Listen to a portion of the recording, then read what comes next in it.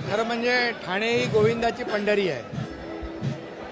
आनंद दिघे साहेबांनी सुरू केलेला आहे टेंबी नाक्याला हा गोविंदा उत्सव संपूर्ण ठाणे जिल्ह्यात पसरला. अगदी मुंबई महाराष्ट्र साता समुद्र पलीकडे पोहोचला. त्यामुळे दिघे साहेबांची हंडी ही मानाची हंडी म्हणून सगळे गोविंदा मुंबईतून येणारे सर्व गोविंदा इथं सलामी देतात आणि मग गोविंदा थर लावतात आणि इतर ठिकाणी देखील हंड्या फोडतात. ही परंपरा आजही कायम आहे.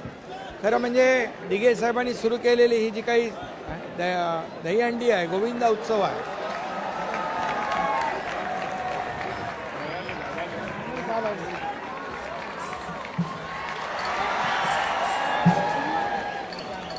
आणि याच्यामध्ये जीवघेणी स्पर्धा नाही. ही आपली संस्कृती आणि परंपरा वाढवण्याचा हा कार्यक्रम आहे, हा सण आहे. आणि त्यामुळे हजारो गोविंदा या ठाण्यात येतात, लाखो गोविंदा ठाण्यात येतात. आणि म्हणूनच ठाणे ही गोविंदाची पंढरी झालेली आहे मगाशी मी म्हटल्याप्रमाणे. आणि म्हणूनच या ठिकाणी मी सर्व गोविंदांचं मनापासून स्वागत करतो. ही अशीच गर्दी फार रात्रीपर्यंत कायम असते. गोविंदा येत जातात, दुसरीकडे जातात, दुसऱ्या हंड्या फोडतात आणि पुन्हा इकडे दुसऱ्या गोविंदा येतात. हे जी काही मानाची हंडी आहे आणि आनंद दिघे साहेबांची हंडी आहे, या हंडीचं एक वेगळं वैशिष्ट्य आहे. आणि ती परंपरा आजही कायम राखण्याचा प्रयत्न आमच्या सर्व कार्यकर्त्यांनी केला आहे. त्यामुळे टेंबी नाका मित्रमंडळ यांचं मी मनापासून अभिनंदन करतो. विधानसभेची हंडी आपण फोडलेली आहे. आता स्थानिक स्वराज्य मी निवडणूक आहे. गेल्या वर्षी इथूनच म्हणालो होतो की विधानसभेची हंडी देखील महायुतीच फोडणार. आणि मग ते 2.5 वर्षाचं जे महायुतीचं सरकार होतं, मी मुख्यमंत्री होतो, आमची टीम देवेंद्रजी आणि नंतर अजितदादा या टीमने महायुतीमध्ये जे काम केलं त्यामुळे महायुतीनेच हंडी विधानसभेची फोडली. आता देखील दुसरी इनिंग सुरू झालेली आहे. देवेंद्रजींच्या नेतृत्वाखाली काम त्याच वेगाने सुरू आहे आणि याची पोचपावती येणाऱ्या आपल्या स्थानिक स्वराज्य संस्था या निवडणुकांमध्ये देखील महायुतीच हंडी फोडेल. सर, तुम्हाला भाऊ म्हणून ते गाणं बनवलं, त्या भाऊ गाण्यावरनं काही 2 भाऊ आहेत तुम्हाला आणण्याचा प्रयत्न करतील का महायुतीसाठी? आणि गोविंद पण तुम्हाला म्हणले नंबर 1 असणार आहेत. तर मग अरे बाबा, सगळ्या पदांपेक्षा सगळ्यात मोठं पद जे या महाराष्ट्रातल्या लाडक्या बहिणींचा लाडका भाऊ ही ओळख जी मिळाली ती सगळ्यात मोठी आहे. आणि म्हणून आमचा अजेंडा विकासाचा अजेंडा आहे. आम्ही विकासाचे थर लावलो आणि समोरचे लोक विकास विरोधी थर लावतात. आणि म्हणूनच या ठिकाणी आम्ही हंडी फोडली महायुतीची. त्याचबरोबर पाकिस्तानची पण गर्वाची हंडी मोदीजींनी आणि आपल्या भारतीय लष्कराने फोडली. याचाही आम्हाला सार्थ अभिमान आहे. पाकिस्तानला देखील जशाच तसं ठोक उत्तर आपल्या भारतीय लष्कराने दिलं आणि मोदीजींच्या खंबीर पाठिंब्यामुळे आपण पाकिस्तानला चोख उत्तर दिलेलं आहे. ईद का जवाब पत्थर से. भाई, तुम्ही मुख्यमंत्री असताना चांगले कामं केले, मात्र काही लोक म्हणतात तुम्हाला लॉटरी लागली.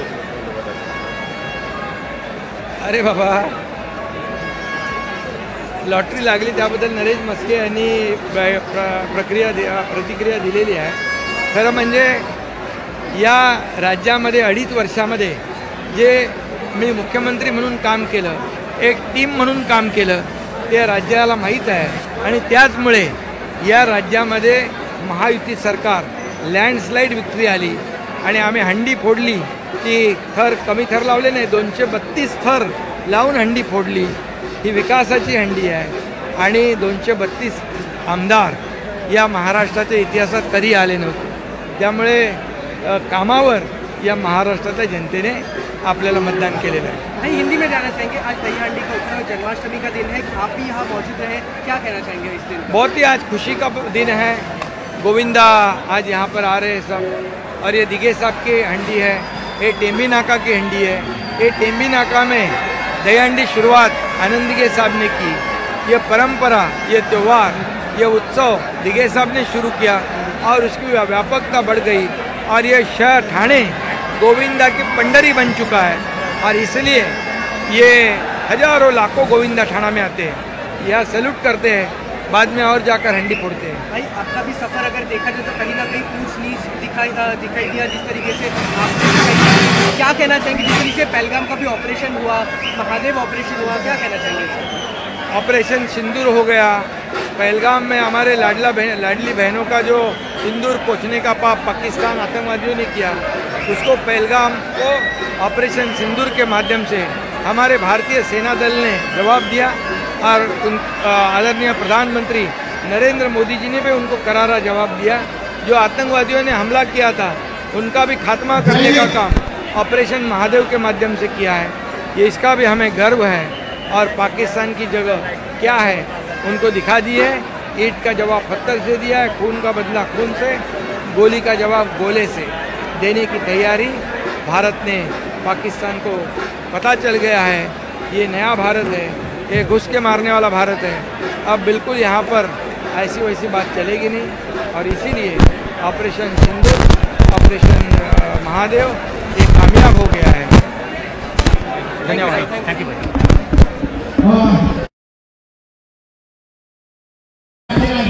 इस